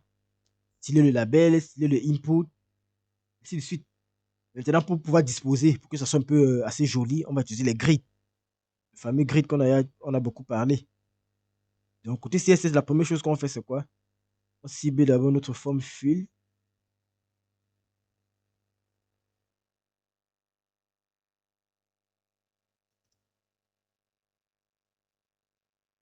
Donc, on va cibler d'abord notre forme field. Oups, oublie toujours là. Et vous dites, vous suis pas. Field, un champ, un champ. Forme field pour dire quoi? Champ du formulaire. Donc, le bloc de notre donc, puisque ça c'était le bloc qui contient les champs de notre formulaire, le champ qui était label input. Donc, c'est ce champ-là qu'on veut, donc c'est ce bloc-là qu'on veut styler en fait. La première chose, c'est qu'on veut styler son display. Il faut qu'on l'aligne. Bon, je peux décider de prendre des displays, peut-être des grilles, bien flexbox, à moi de voir. Bon, moi, par exemple, je vais prendre des grilles. Bon, je décide aussi comme ça parce que c'est pas assez. Je sais que j'ai deux éléments à l'intérieur, donc je peux bien évidemment utiliser les grilles. Ça va me faire, ça va me faire une sorte de responsive sans problème. Ça va bien m'aligner les deux éléments sur les colonnes. Et maintenant, il peut définir donc maintenant le grid template column à 100%. Bien aligner cela. Il peut prendre grid template column pour définir en fait l'espace de séparation en fait des différents éléments. 100%. 100%. Et qu'est-ce que je peux donner d'autre? On va enregistrer ça comme ça, on va regarder. Voilà, il constate qu'il y a un problème. Forme dièse, forme flux, problème display. Puis, ok, bon, je vais définir d'abord ici là une margin bouton avec des éléments, avec le bouton. Il y a un espacement avec le bouton qui est plus en bas. On va faire margin. Bottom. On peut prendre demi, demi, demi EM. Bien même un EM. On va prendre demi. On voit un peu le résultat. J'ai l'impression qu'il ne s'applique pas. Form field. C'est une classe où un identifiant. Ah, ID. Ok, vous voyez, c'est là comme le résultat escompté. Donc, je voulais ici là qui prennent une grille, pleine largeur, avec à chaque fois, chacun sa largeur. J'ai défini un petit espacement là pour pouvoir réagir sur lui. Ok, une fois que c'est fait, qu'est-ce qu'on peut encore faire?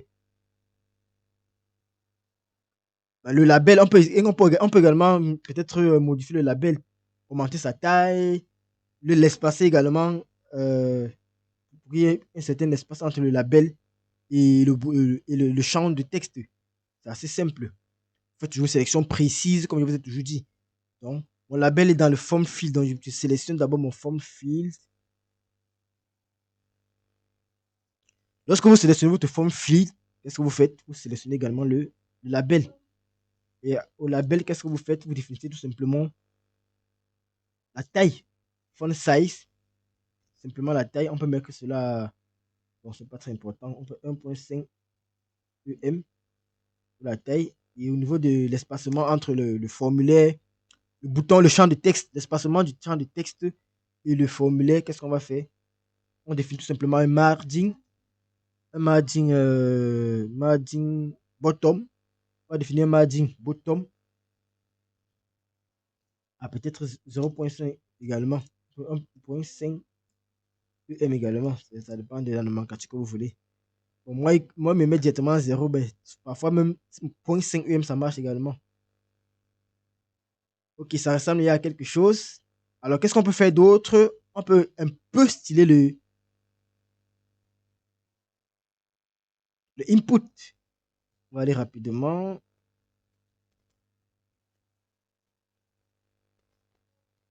Oui, à quel niveau? Qu'est-ce que vous avez quoi comme souci?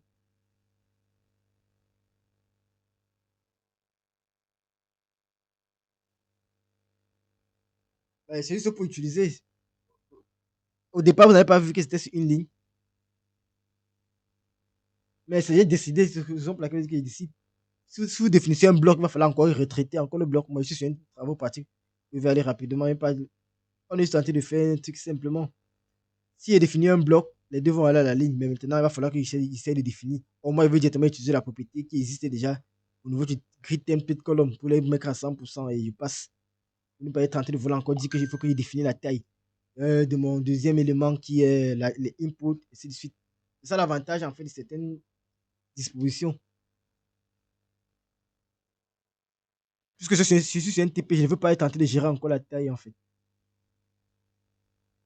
Donc là maintenant, je vais traiter.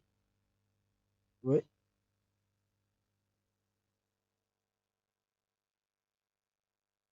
ouais,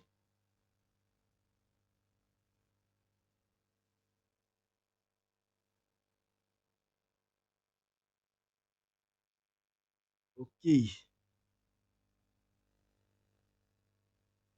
Ok. Donc, si on revient sur notre CSS, au niveau du input, on veut le rendre juste, c'est juste pour embellir un peu parce qu'il ne faut pas forcer les choses qui sont assez. On peut gérer le border, toujours gérer le border. Il y a également un autre élément qui est constaté super, comme ce que vous avez fait. Vous avez défini votre input, vous avez défini votre formulaire, mais vous n'avez pas changé la couleur des écrits qui est dans le input.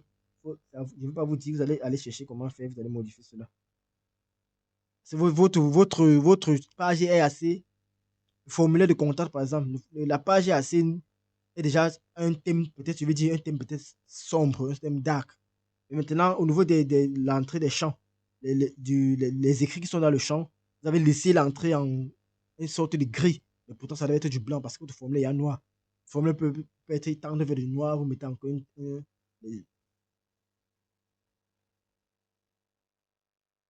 non, c'est pas bon. Vous dites, non pas placeholder, ça peut pas être placeholder. J'ai dit la saisie, lorsqu'on saisit dans le. Regardez par exemple ici, par défaut, c'est noir. C'est normal, mon champ est, mon champ est blanc. Donc c'est normal que j'écrive en noir.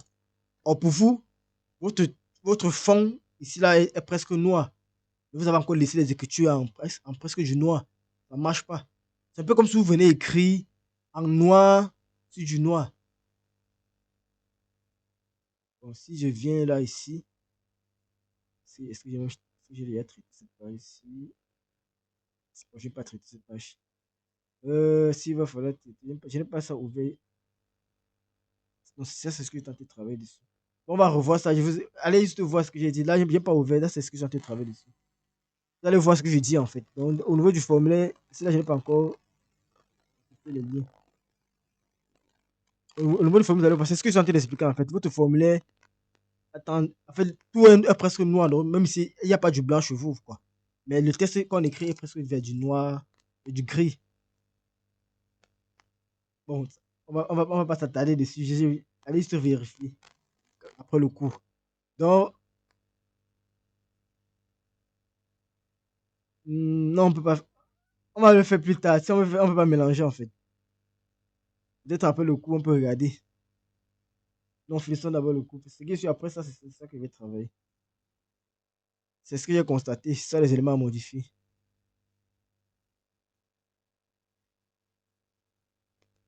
Les écrits, regardez comme j'écris à l'intérieur, c'est en noir.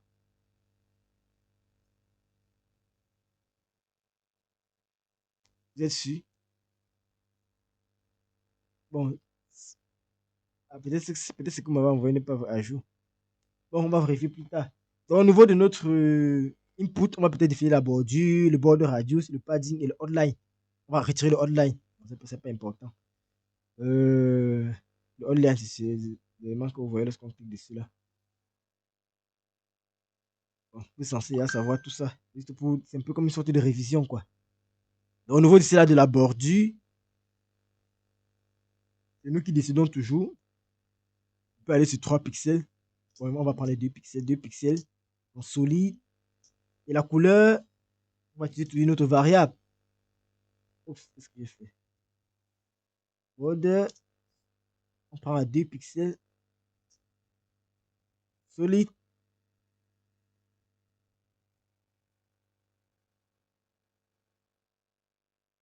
Ah, c'est votre partage qui a causé ça. Il n'y a aucun problème.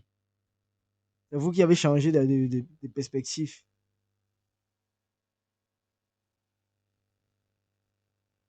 Donc, là, vous recommencez. Parce que vous avez changé de perspective. Ça a changé de perspective. Il faut vous positionner sur moi comme principal.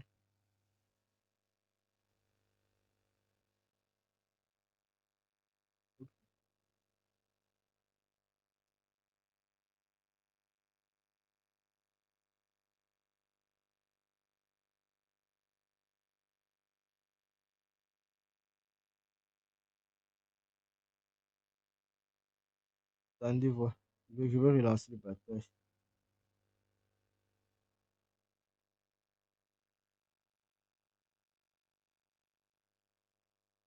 Ok. Donc, on va prendre la bordure à solide. On va également utiliser au niveau de la couleur notre fameux var. Et on va prendre une sorte de light gray. Vous voyez l'utilité. À chaque fois, si vous voulez modifier la valeur de cette couleur-ci, vous allez juste aller dans les variables et modifier cela. Donc, ici, là, il peut également en fait définir ici un border radius qui est très important pour embellir vos formulaires. Un border radius à 5 pixels, juste pour embellir légèrement. Après le border radius, je vais prendre là un padding bien évidemment. 5 pixels. Et je supprime le outline.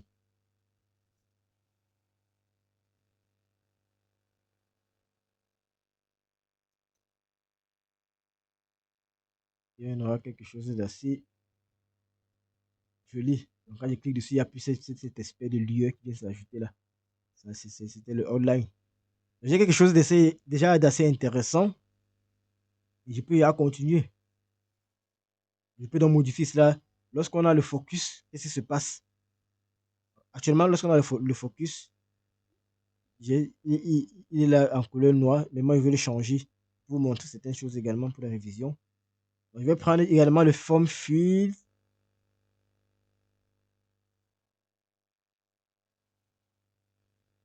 Cette fois-ci, je vais prendre qui? Je vais prendre le input lorsqu'il a le focus.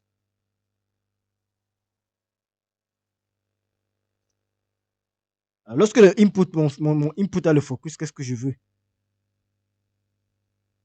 Je vais changer la couleur de la bordure pour montrer qu'il a vraiment le focus. Border, il a quoi? On peut prendre toujours la même chose, 2 pixels, solide. Et nous qui décidons de changer la couleur, ils mettent ça orange maintenant. Si j'enregistre, il m'en va tester. Vous voyez qu'il a le focus, il change de couleur. On peut même vouloir changer la couleur du texte. Je mets ça peut-être en va. Dark blue.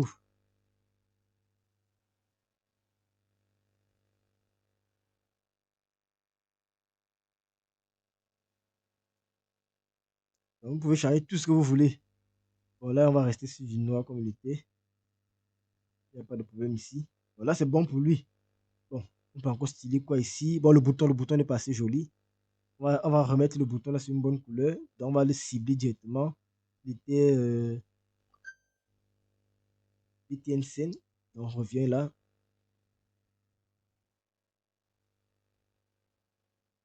Nous ciblons notre bouton BTN. Qu'est-ce qu'on va faire sur le bouton? Vous connaissez déjà, là, il y a premièrement la bordure, la couleur de fond, ainsi de suite. Au niveau de la bordure, c'est le même principe. On va toujours copier ceci. On va utiliser le background color. Bon, la copie souvent perd le temps plus. Donc, on prend un border de 2 pixels solide et on utilise notre var pour définir la couleur de la bordure. On va prendre notre white. Vous voyez à chaque fois quand j'utilise le var, il me propose directement les différentes valeurs que j'avais déjà définies. C'est aussi ça l'avantage en fait. Il peut définir le background, puisque le background là-bas est déjà blanc. Je peux le mettre ici là en orange si je veux. Bon, c'est vrai que ça casse le design, mais on peut toujours le mettre en orange. Donc ça dépend de nous. Mais je préfère le mettre en orange. Et au niveau ici là de la couleur, bon, forcément c'est toujours du blanc. La couleur du texte en fait. Couleur, je vais toujours utiliser ma variable qui est définie à white. Me facilite la maintenance plus tard si je veux changer le type de blanc. Je peux définir un padding pour avoir un espacement sur le bouton. 10 pixels haut gauche, en haut en bas et 15 pixels à droite à gauche.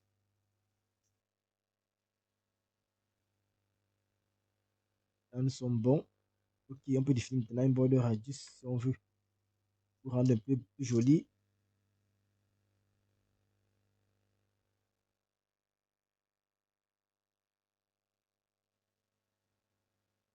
Border radius 50 pixels. Maintenant, on peut. Bon, c'est trop grand. On enlève ma 30. On peut avoir un truc assez trop.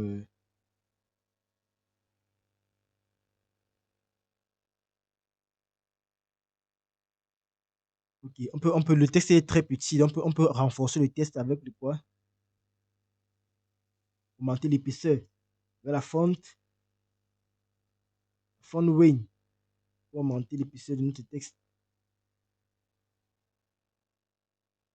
Acheter font weight. On peut le mettre à bold ou bien à 900. Dépend de vous, de l'unité que vous préférez. Alors là, vous voyez que c'est presque joli. Bon, prochainement, on ne doit pas s'attarder sur ça. C'était tout simplement pour faire une révision. Donc, prochainement, si on veut faire les TP, on ne va pas trop s'attarder sur le CSS. Je vais peut-être faire à l'avance, bon, si le temps me permet. Directement, on va appliquer. Donc là, c'est tout ce qui concerne le CSS. Maintenant, il faut gérer souvent le hover. C'est qui est également concentré sur le site que vous avez fait. Le jour qu'on vous vérifie pas trop une compte de ça, c'est que parfois vous ne gérez pas le hover. Même vos boutons des catégories, vous ne gérez pas le clic. Lorsqu'on survole, on doit. Lorsqu'on survole un bouton qui est cliquable, ça ne doit pas être comme ça en fait. Ça ne doit pas être. On doit savoir, le curseur doit changer. Ça doit être un cliquable. Donc ce que vous faites, c'est que vous faites. Qu'est-ce qu'on fait? On va prendre JS, BTN.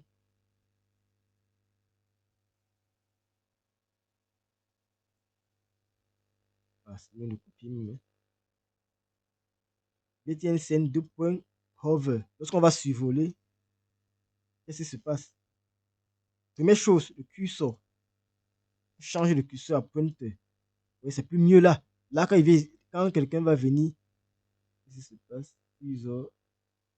Ah, il y a quelque chose ici. Quand on vient là directement, on sent que c'est quelque chose qui est cliquable. Bon, ce qu'on n'avait pas fait, en fait, c'est votre gestion des blocs, des catégories. Quand on vient, on ne sait pas que c'est un bouton cliquable. Ça doit être des liens.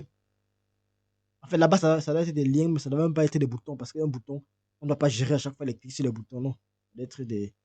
C'est vrai qu'on peut laisser les boutons et associer des liens. Côté JavaScript, mais ça sera fastidieux. Ce sont des liens. Moi, si tu mets un lien et derrière, il y aura une requête qui va être lancée pour aller sur le serveur chercher les articles qui correspondent à la catégorie. Donc là, c'est bon. Ici, la requête n'est pas encore définie. La couleur également doit changer. Vous également ne pas gérer cela. Il faut que ce soit il faut qu'on ait un changement en fait. Vous dites, on a par exemple le border color, on va définir à quoi? Moi, je change au moins la bordure la couleur des bordures. À var, on peut mettre quoi? Light gray également. Pour qu'on puisse voir un peu un certain changement.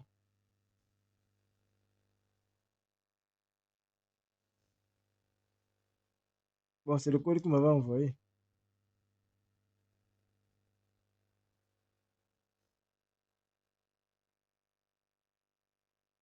Bon, c'est que vous m'avez envoyé un mauvais fichier, donc j'ai à commencer dessus, ça sera compliqué. On va prendre encore ça. Bon, en tous les cas, on va gérer ça plus tard. Bon, finissons d'abord ceci, on va discuter de ça. Vous notez juste et après on va continuer dessus. Ok. Bon, là, on a terminé avec notre HTML. C'est vrai que la page est utilisable, bien qu'elle ne soit pas très responsive. On n'a pas besoin de responsive ici, donc c'est juste un TP. Bien vrai que ça gère déjà presque cela. Bon, il y a que la marge de gauche qui peut vous décider d'arranger, mais bon, on n'est pas là pour faire le responsif. On va maintenant passer aux choses sérieuses.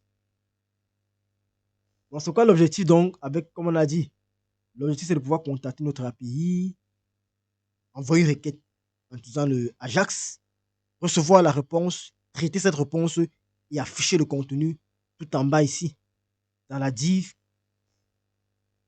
que nous avons prévu à l'occasion. Si vous regardez bien le code source ici, là, vous allez voir que au niveau de la source, bien au niveau de la source, vous allez voir ici là que on a quoi? On a une div qui s'appelle response. On a une div response qui va nous permettre à chaque fois lorsqu'on aura une réponse, d'afficher cette réponse-là. Pour l'instant, elle est cachée, il y a à l'intérieur en fait. C'est clair. Ok. Donc ce qu'on va faire, c'est quoi? On va essayer de voir comment on va nous envoyer notre requête. Alors lorsqu'on va envoyer une requête, qu'est-ce qu'on veut faire? Première chose, il faut d'abord qu'on récupère le bouton, l'information qui sera ici à l'intérieur. Lorsqu'on va cliquer ici là, il faudrait qu'on récupère l'information ici à l'intérieur et qu'on puisse envoyer la requête qu'on veut. Non, par exemple, il faut que lorsque je vais cliquer par exemple le doigt là, la requête puisse être envoyée. Lorsque je clique par exemple Paris, je dois pouvoir récupérer Paris d'abord côté JavaScript et avant d'envoyer ma requête. Est-ce que c'est clair pour vous? La première chose que je dois faire côté JavaScript, c'est quoi? Il faut d'abord récupérer ce bouton-ci. Une fois que j'ai récupéré le bouton, je récupère ce champ-ci. Une fois que j'ai récupéré ce champ-ci, je récupère également la div qui va contenir la réponse. Il faut que j'ai accès à ces trois éléments de mon DOM. Donc ça, c'est la manipulation du DOM. La première étape, c'est la manipulation du DOM. Donc, on récupère d'abord chaque élément qui va intervenir lorsqu'on va peut-être traiter la requête ou bien lorsqu'on va envoyer après la réponse. Il y a d'abord le bouton en question. Il y a la div qui va afficher la réponse. Il y a le champ du formulaire ici. Donc, la première chose, côté JavaScript, je récupère d'abord ces informations et je m'assure qu'elles sont correctes. Donc, première chose, récupération des éléments importants du DOM. Première chose, c'est mon bouton qui va s'appeler BTN. Et comme on avait dit qu'on récupère un bouton, oups, ça c'est let BTN, une variable. On va utiliser cela le document.getElementById. On a identifié tous nos éléments. Ça pourrait être les query selector ou bien corrector selector all. Mais je préfère ici utiliser le getElementById. C'est une méthode. Donc, je fais tout simplement un document.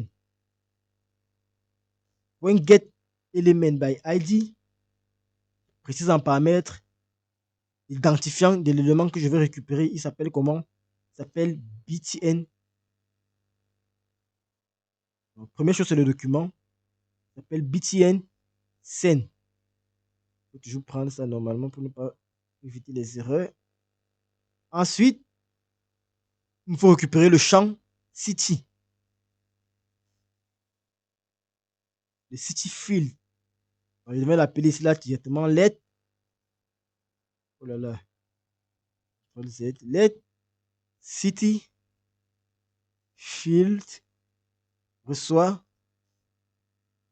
Donc, ce qu'on devait faire, c'est quoi? On gagne en temps. Comme ça, il y a comment on déclare les variables.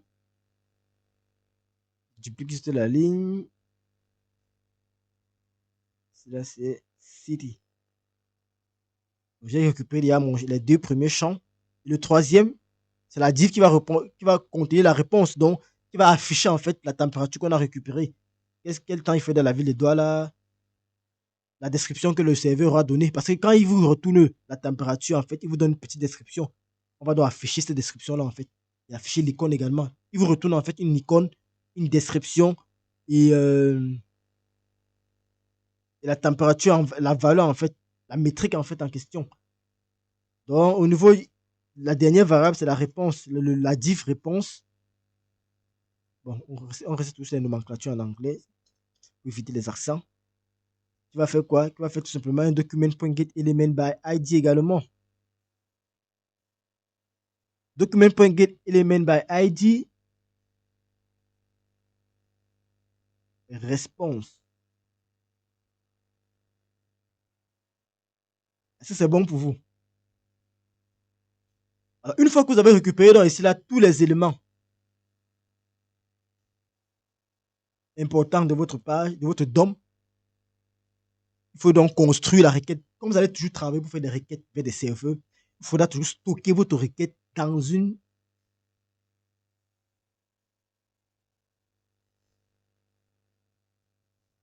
réponse. C'est la div qui va contenir les informations. Je viens de le dire tout de suite là. C'est une div qu'on a définie. Donc, c'est ici là qu'on va venir insérer les informations qu'on aura récupérées côté serveur. Ok. Donc, une fois que vous avez récupéré en fait vos informations importantes, donc grâce ici là, à ces différentes informations, on aura tout ce qui concerne la page, ce que l'utilisateur a saisi, on va pouvoir modifier le contenu ici, ainsi de suite. On va pouvoir savoir à quel moment il a cliqué sur le bouton et on va pouvoir désactiver le bouton par exemple lorsqu'il a cliqué. C'est la raison pour laquelle on récupère le bouton parce qu'il va falloir qu'on désactive le bouton lorsqu'il aura cliqué dessus pour éviter qu'il lance plusieurs requêtes au même moment. Par exemple, c'est la même chose dans les sites web que vous créez. Quand vous créez un site, lorsque vous lancez l'inscription d'un utilisateur, il ne faut pas qu'il puisse avoir encore l'option de cliquer encore sur inscription. Lorsqu'il a cliqué s'inscrit, vous devez désactiver le bouton pour qu'il attende la réponse avant de cliquer à nouveau. Est-ce que c'est clair? Donc, c'est ça l'utilité en fait. Donc, on va donc, après, une fois qu'on a récupéré ces informations, on va donc préparer également les variables qui vont contenir les options de la requête. Donc, lorsqu'on va faire une requête, qu'est-ce qu'on a d'abord? Lorsqu'on veut faire une requête, la première chose qu'on aura, c'est quoi? Lorsqu'on fait une requête, la première chose qu'on aura dans la requête, c'est quoi? Il y a d'abord la clé API. Il faut toujours connaître notre clé d'API. Est-ce que c'est clair pour vous? On aura la clé d'API. Une fois qu'on aura la clé d'API, on aura d'abord l'URL qu'on veut contacter. L'URL qu'on veut contacter, la clé d'API qui va être insérée dans la URL. Donc, du coup, il faut faire quoi? Il faut tout d'abord avoir toutes ces données-là. Donc, nous, on va d'abord créer, on va dire quoi? On va d'abord créer les variables qui vont contenir les options de la requête. On va appeler ça les options de la requête. La première option, c'est quoi? C'est l'URL. Lorsqu'on veut faire une requête, en fait, la première chose, c'est d'abord l'URL qu'on veut contacter.